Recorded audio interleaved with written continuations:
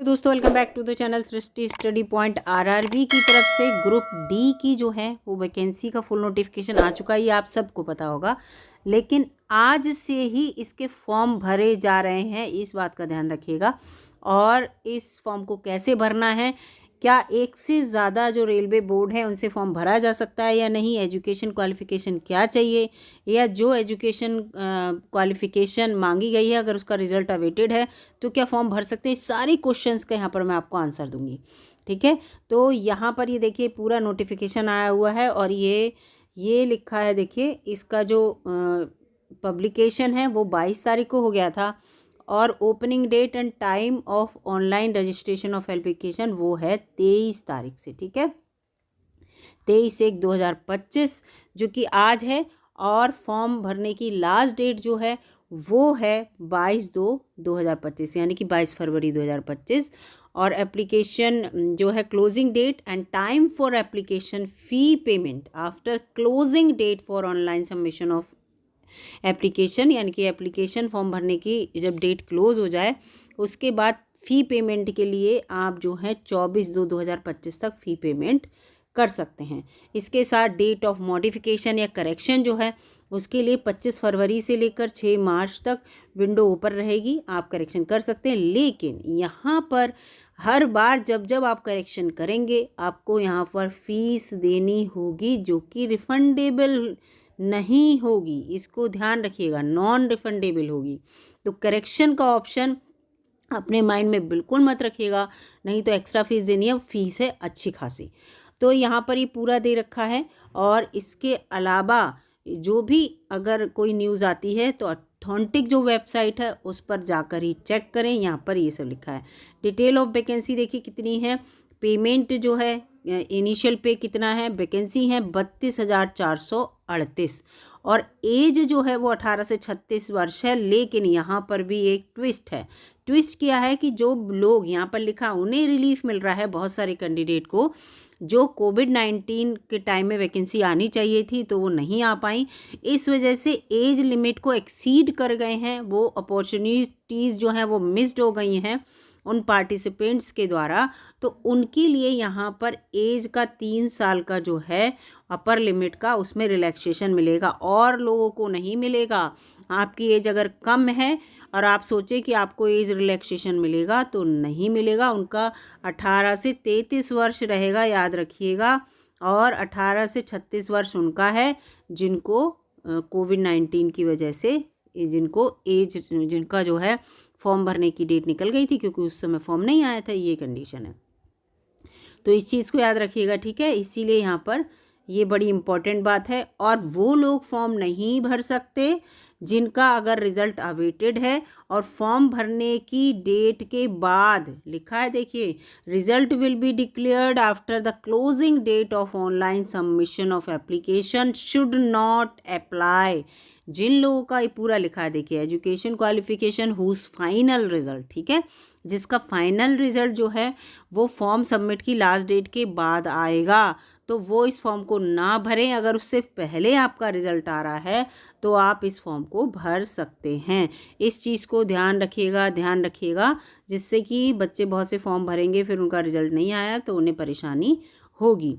तो ये चीज़ है। और अगर फॉर्म भरते समय आप याद रखना कि अपना एक वैलिड मोबाइल नंबर, बिल्कुल सही मोबाइल नंबर दें और सही ईमेल आईडी दें और जिसको एक्टिव रखें। ऐसी ईमेल आईडी रखें जिसको आप एक्टिव रखें, जिससे कि आरआरबी अगर आपको कोई मैसेज भेजता है तो आप तक वो पहुंच सके, ठीक है। ये चीज़ याद रखना है यहाँ पर। और इसके साथ ये है कि केवल आप एक ही रेलवे की जो वेबसाइट है, candidate can apply to only one railway, केवल एक ही, क्योंकि रेलवे तो हर जगह का है ना, रेलवे प्रयागराज, रेलवे कोलकाता, इस तरह से। तो ये नहीं कि आप सोचें कि हर रेलवे से मैं फॉर्म भर दूंगा तो किसी ना किसी जगह से मेरा वैकेंसी आ जाएगी। अभी मैं आपको वेबसाइट दिखाऊंगी, तो ऐसा नहीं है।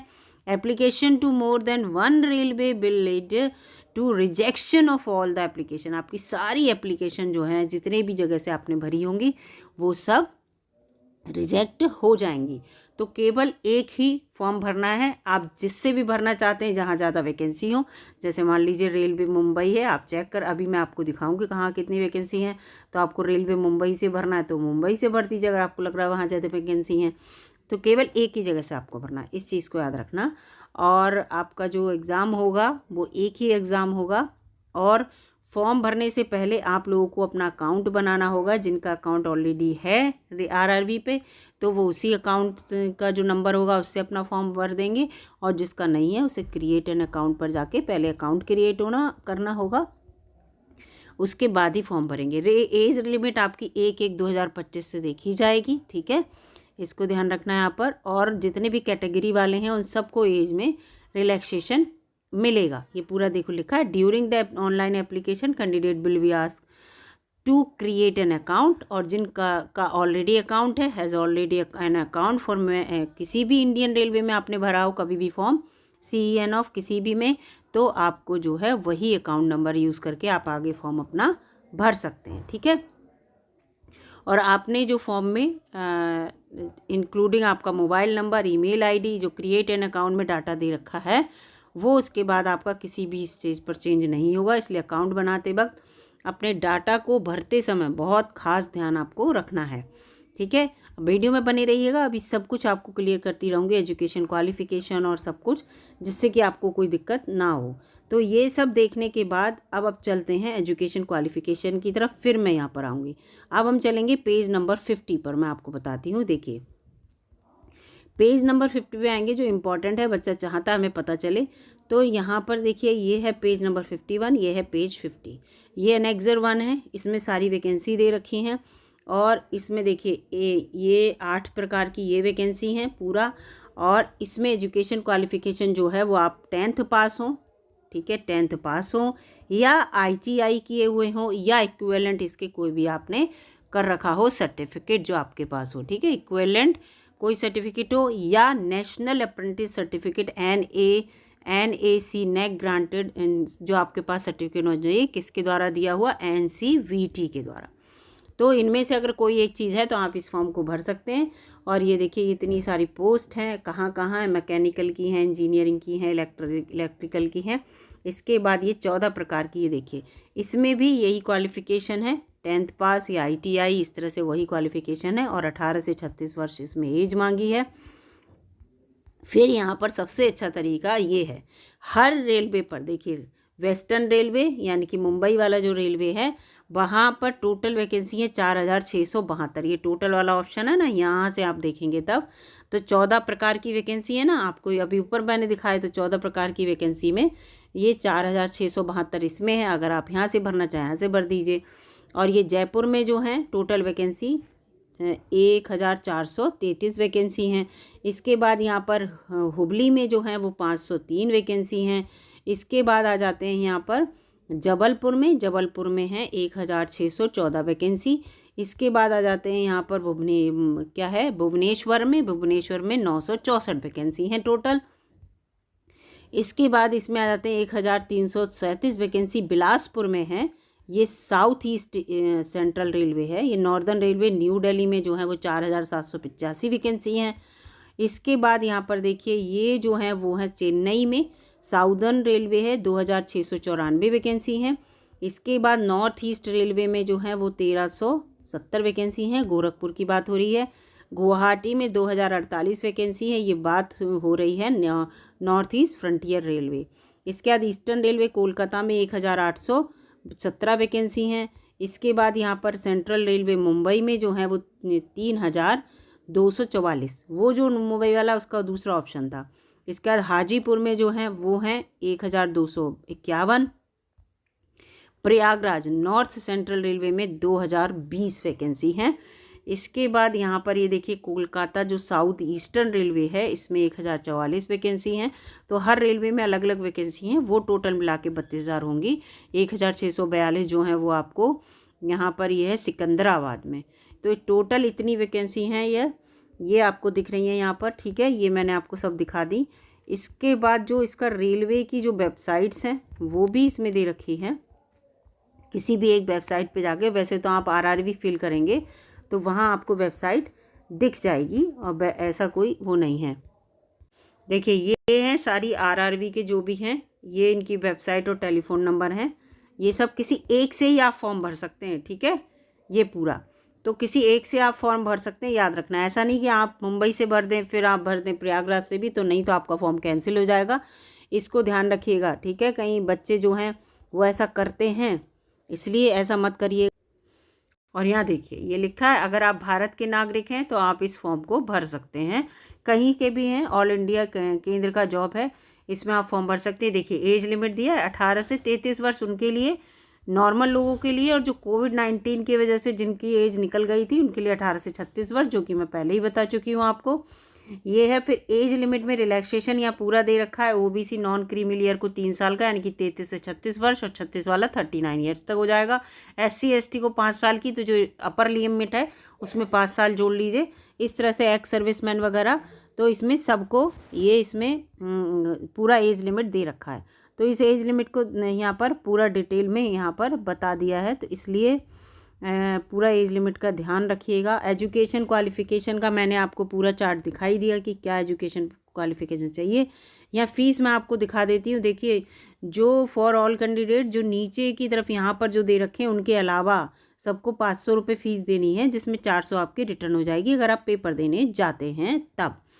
और इसके अलावा person with benchmark disability, female, transgender, ex serviceman candidate belonging to SC ST minority, economically backward section जो है, EWS जो है, ये अच्छा caution EBC should not be confuse with OBC और EWS। अच्छा EWS इन्होंने नहीं रखा, ये EBC रखा है यहाँ पर। तो इन सब की 250 रुपये फ़ीस है, और एग्ज़ाम देने जाएंगे तो 250 रुपये आपके वापस हो जाएंगे। तो इस चीज़ को ध्यान रखिएगा। और इसके साथ यहाँ पर एक चीज़ और दिखाती हूँ आपको। EBC के लिए इन्होंने दिया है इकोनॉमिकली बैकवर्ड क्लास के लिए एनुअल इनकम जिनकी 50,000 से कम है, वो ये फॉर्म ये सर्टिफिकेट बनवा लेंगे, तो उन्हें ये चीज़ रहेगी, ठीक है। और इसके बाद यहाँ पर एक और है कि आप अगर करेक्शन कराएंगे तो कितनी फ़ीस जानी है, वो मैं अभी आपको दिखाती हूँ। जैसे कि करेक्शन के उसमें मत रहिएगा, नहीं तो आप बड़े परेशान होंगे। करेक्शन का आपको मैं बता दूं कि आप जितनी बार करेक्शन करेंगे आपको 250 रुपये फ़ीस देनी होगी, जो कि नॉन रिफंडेबल होगी। और इसके साथ यहाँ पर मैं आपको बता देती हूँ किस तरह से सिलेक्शन होगा। सिलेक्शन में क्या होगा, आपका CBT एग्ज़ाम होगा, यानी कि कंप्यूटर बेस्ड टेस्ट होगा। उसके बाद दूसरी श्रेणी, जब इस टेस्ट में आप पास कर लेंगे तो आपका फिजिकल एफिशिएंसी टेस्ट होगा, PET किसी से कहते हैं। फिर तीसरी कंडीशन में डॉक्यूमेंट वेरिफिकेशन होगा। मेडिकल मोस्ट इंपॉर्टेंट होता है रेलवे में। फिर चौथे में आपका रेलवे के अंतर्गत मेडिकल टेस्ट होगा। तो ये 4 आपको स्टेजेस से गुजरना होगा, तब आपका कहीं जाके सिलेक्शन हो सकता है। तो ये चीज़ यहाँ पर लिखी हुई है। तो CBT में जो है आपके देखिए 1.5 घंटे का एग्ज़ाम होगा, जिसमें 25 जनरल साइंस के क्वेश्चन आएंगे, मैथमेटिक के 25 आएंगे, जनरल इंटेलिजेंस और रीजनिंग के 30 आएंगे, और करंट अफेयर और जनरल अवेयरनेस के 20 क्वेश्चन आएंगे। टोटल 100 क्वेश्चन आएंगे, जिसमें 1/3 की नेगेटिव मार्किंग रहेगी, याद रखिएगा। और पास किसे माना जाएगा, उन्हीं लोगों को शॉर्ट लिस्टेड किया जाएगा जो कि अनरिजर्व में 40% मार्क्स ले आते हैं अगर, और EWS वाले भी 40% लाते हैं, OBC वाले 30% लाते हैं, SC वाले 30% और ST वाले 30%। तो आपको पास माना जाएगा, अदरवाइज फेल हो जाएंगे, आपको जो है शॉर्ट लिस्टेड भी नहीं किया जाएगा। ये चीज़ यहाँ पर आपको ध्यान रखना है, ठीक है। तो इस तरह का ये एग्ज़ाम होगा। और इसके बाद जब इसकी मेरिट होगी, तो अगर जिसकी जो लिस्ट बनेगी, जो हाई मेरिट वाले बच्चे होंगे उनको सेलेक्ट किया जाएगा। मैथमेटिक्स में क्या क्या आएगा उसका सिलेबस है, जनरल इंटेलिजेंट रीजनिंग में क्या आएगा उसका सिलेबस है ये, साइंस में क्या आएगा, 10th स्टैंडर्ड की फिजिक्स केमिस्ट्री और बायोलॉजी आएगी। जनरल अवेयरनेस में जो आपका science and technology, sports, culture, personalities, economics, politics और दूसरे सब्जेक्ट हैं, जितना भी GS का पोर्शन है वो सब आएगा। तो इसको याद रखिएगा, ठीक है। तो यहाँ पर ये पूरा दे रखा है। फिजिकल एफिशिएंसी टेस्ट में मेल फीमेल के लिए पूरा लिखा है कि जो लिफ्ट और 35 किलोग्राम वजन को लिफ्ट और कैरी कर सके 100 मीटर तक की डिस्टेंस में 2 मिनट में। ये आपके लिए 2 मिनट में 100 मीटर 50 किलो वजन लाद के दौड़ के दिखाना हो, मतलब जाके दिखाना होगा, और बिल्कुल डाउन नीचे की तरफ वो सामान गिराना नहीं होगा।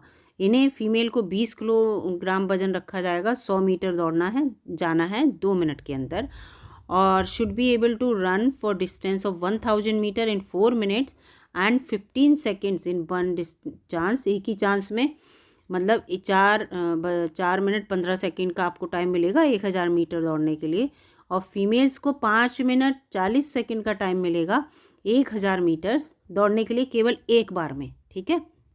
नो इसमें कोई टेक नहीं होगा, रीटेक। तो ये है, तो ये आपका जो है वो फिजिकल एफिशिएंसी टेस्ट के अंतर्गत है। फिर आपका डॉक्यूमेंट वेरिफिकेशन होगा, तो ये सब इसमें दे रखा है। उसके बाद मेडिकल टेस्ट होगा। तो फिलहाल जो बच्चे इस फॉर्म को भरना चाहते हैं अच्छे से भर दीजिए, बिल्कुल भी देरी ना कीजिए। और एक अच्छी अपॉर्चुनिटी है, जो 10th पास हैं, जो ITI करे हुए हैं या इसके इक्विवेलेंट जो हैं, वो इस फॉर्म को भर दीजिए। निश्चित रूप से आपके लिए एक अच्छी बात है ये, जिससे कि आपको एक अच्छी नौकरी मिल सके। ये देखिए मॉडिफिकेशन फ़ीस मैं कह रही थी, ये देखिए इसमें लिखा है यहाँ पर, ये पूरा आ गया कि last date of modification window for correction application by paying modifying fees आपको पे करनी है। However after last date of modification window for correction के लिए 6/3/2025 तक ही खुला रहेगा, और इसको एक्सीड नहीं किया जाएगा, इसको पूरा यहाँ पर लिखा हुआ है। और इसके साथ इसको एक्सीड नहीं किया जाएगा, और ये पूरा लिखा है कि पे मॉडिफिकेशन फ़ीस जो है 250 रुपये होगी, और ईच ओकेज़न मतलब इसके बीच में हर ओकेज़न में आप जब जब खोलेंगे, जब जब उसमें मॉडिफिकेशन करेंगे, तो ये 250 रुपये से आपको फ़ीस देनी होगी, जो कि नॉन रिफंडेबल होगी। तो जितनी इंपॉर्टेंट जानकारी थी वो आपको इसमें मैंने बता दी। अगर आपको वीडियो अच्छी लगी तो लाइक कीजिएगा, चैनल पर नए हो सब्सक्राइब कर लीजिएगा। आपको जिस भी रेलवे से फॉर्म भरना याद रखिएगा, उसको ध्यान से देख लीजिए कहाँ कितनी वैकेंसी है इस नोटिफिकेशन में, तभी फॉर्म भरिएगा ध्यान से। ऐसा नहीं कि आप एकदम भर दें, उसमें देखिए वैकेंसी कम थी तो मेरा कैसे नंबर आता। तो ये चीज़ यहाँ पर ध्यान रखिएगा, एक ही जगह से आप फॉर्म भर सकते हैं। पूरी वीडियो अच्छी लगी है दोस्तों, लाइक कीजिएगा, चैनल पर नए हो सब्सक्राइब कर लीजिएगा। मिलूंगी अगली वीडियो में, तब तक के लिए नमस्कार, धन्यवाद।